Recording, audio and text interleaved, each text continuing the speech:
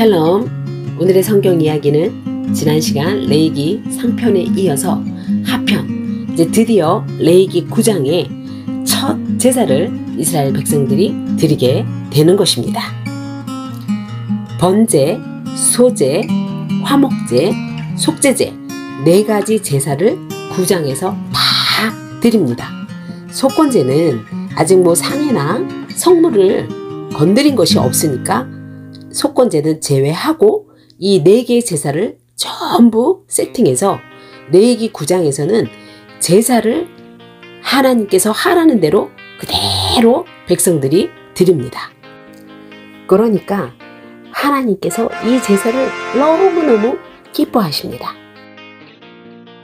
그러면서 레위기 9장 23절에 보면 여호와의 영광이 온 백성에게 나타나며 불이 여호와 앞에서 나와서 제단 위의 모든 번제물과 기름을 막 사르는 거예요.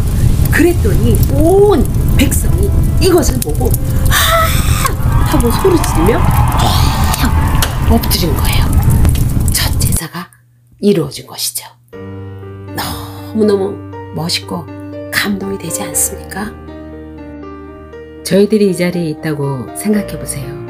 얼마나 감사와 두려움이 함께 임하겠습니까? 자, 이렇게 잘 가고 있는데 또 문제가 생깁니다.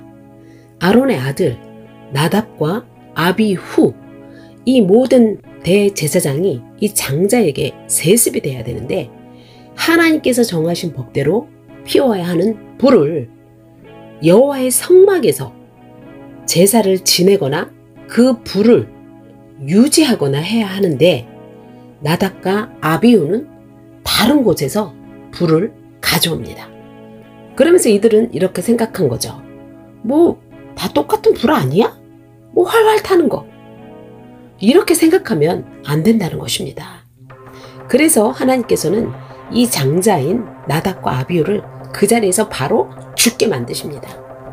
이들의 죽음은 불순종의 결과이자 백성들의 불순종을 경계하기 위한 것이었습니다. 하나님께서는 큰 일을 맡은 사람일수록 더욱 엄격하게 책임을 물으시는 것입니다.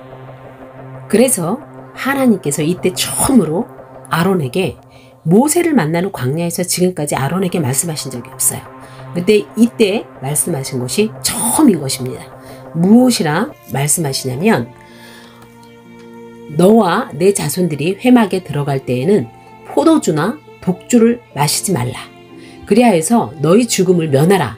이는 너희 대대로 지킬 영원한 규례라.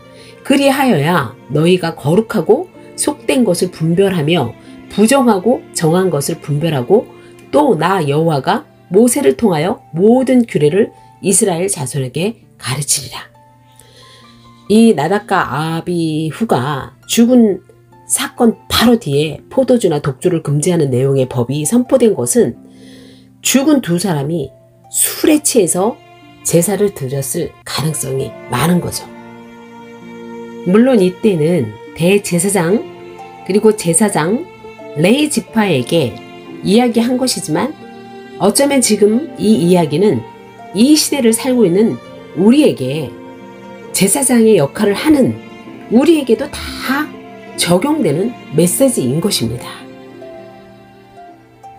에이 교회나 잠깐 출석하고 대충 살면 되는 거지 내 편한 대로 하면 돼. 이렇게 하면 안 된다는 겁니다. 정한 것과 부정한 것을 분별하고 왜? 거룩은 구별입니다. 분별된다는 뜻입니다.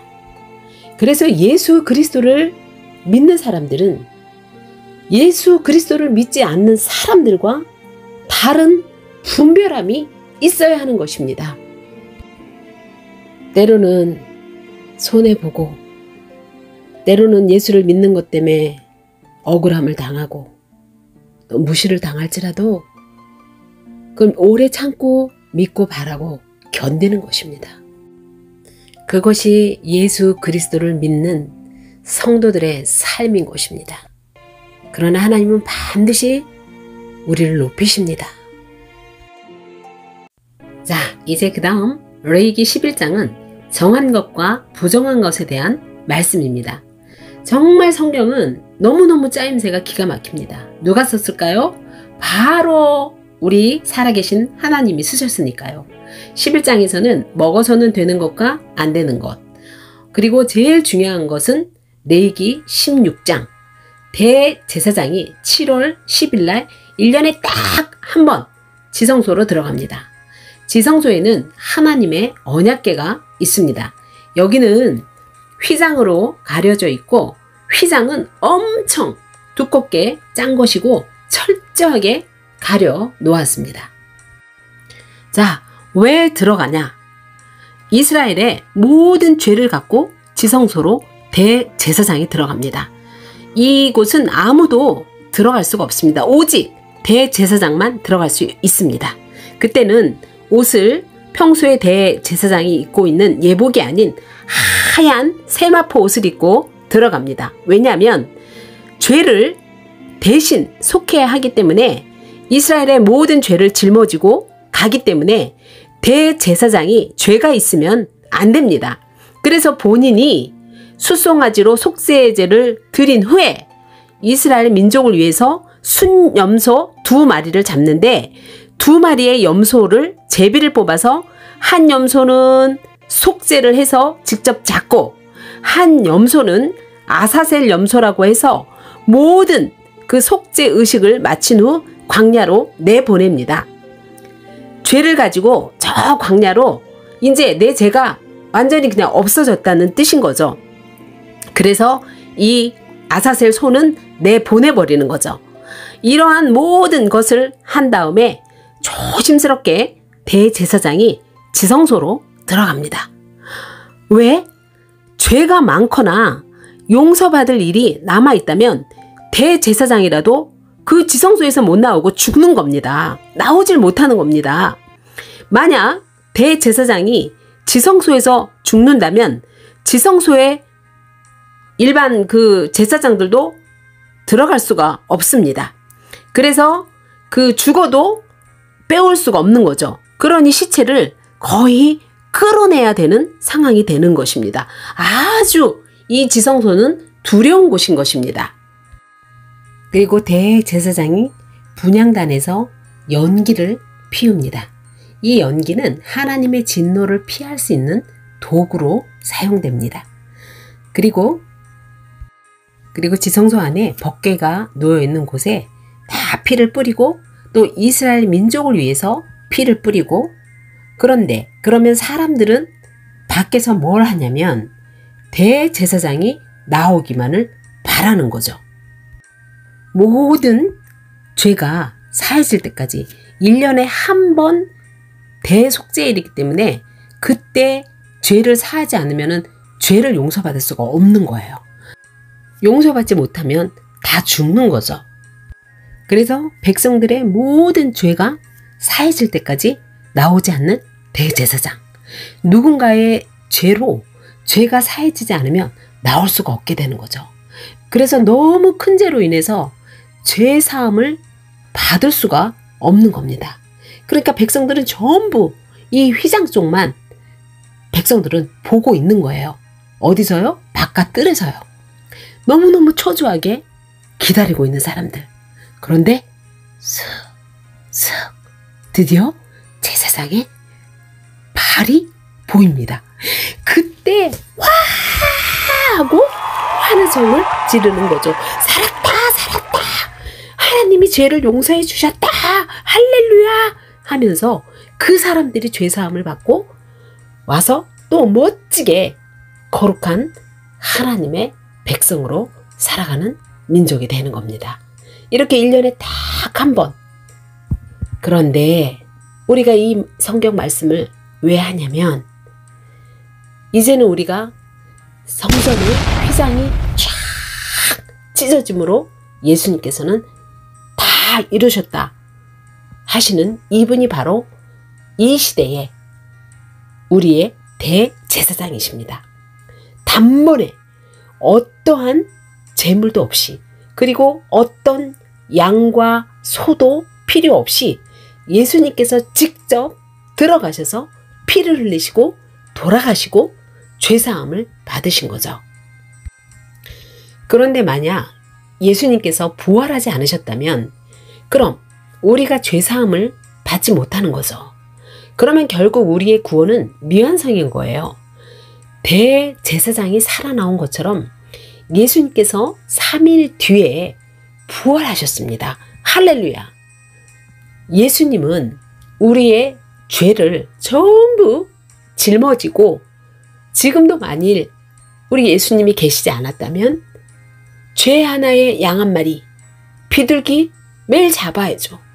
그런데 우리 예수님은 이 모든 것을 짊어지고 십자가에 매달리셔서 우리의 모든 죄를 사해 주신 거죠.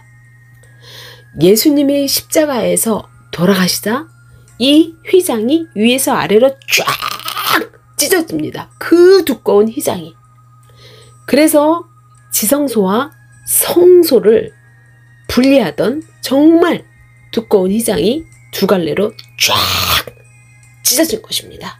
그것을 믿습니까? 아멘!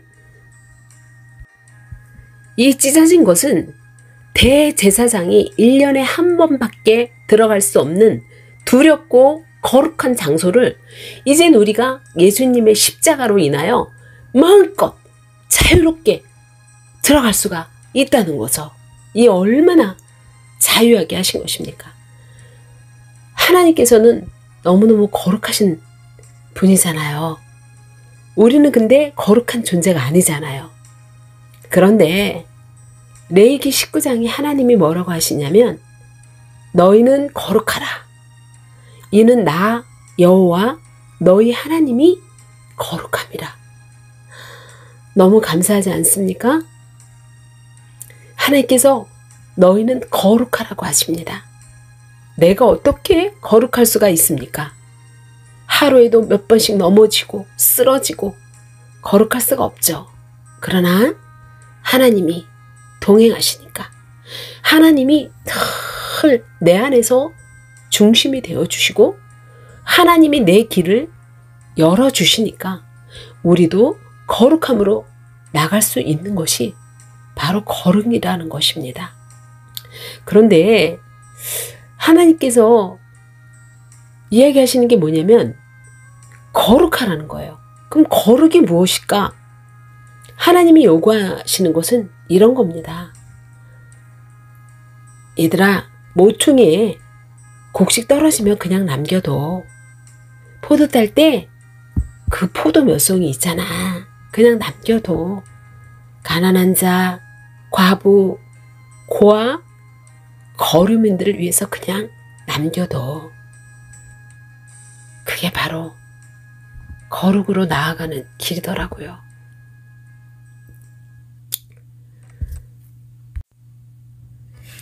하나님의 백성으로서 하나님을 사모하고 두려워하는 마음으로 하나님과 마음을 합하여 살아간다면 이것들이 다 가능한 일들이더라고요. 우리가 그런 작은 일들을 할 때 하나님께서 가장 기뻐하시는 것입니다. 이런 관점에서 우리가 레위기를 27장까지 쭉 보면 아 진짜 하루하루 살아가는 것 그리고 내 옆에 있는 존재가 너무나 감사하고 고맙더라고요. 우리가 처음 성경 읽을 때는 너무 어려웠던 레위기였는데 이번 저도 이 영상을 준비하면서 정말 가장 수혜자는 나라는 것을 깨달았습니다. 할렐루야 아멘. 그리고 이렇게 말씀을 준비하고 하루 종일 주님과 교제하는 이 시간이 너무너무 행복합니다. 그리고 하나님께서 우리를 너무너무 사랑하시는구나. 그리고 우리 눈에는 어려 보이는 이 책이 정말 하나님의 사랑으로 가득한 것입니다.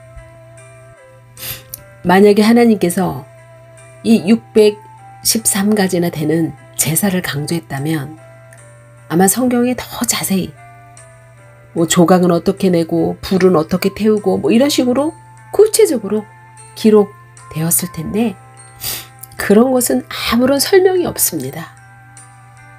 하나님께서는 이 책을 쓰신 이유가 너희를 율법으로 괴롭힐 거야. 안 지키면 다 죽어.